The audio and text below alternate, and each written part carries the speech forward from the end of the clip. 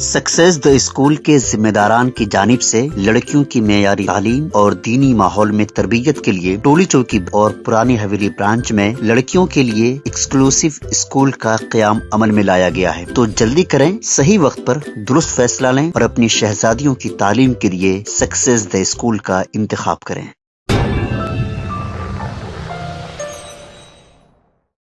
रियासत में इंतखाबी ज़ाब्ता अखलाक के निफाज के बाद पुलिस की जानिब से बड़े पैमाने पर तलाशी मुहिम अंजाम दी जा रही है। इसी दौरान जिला नलगुंडे में 5.73 करोड़ रुपए मालियती सोना जब्त कर लिया गया।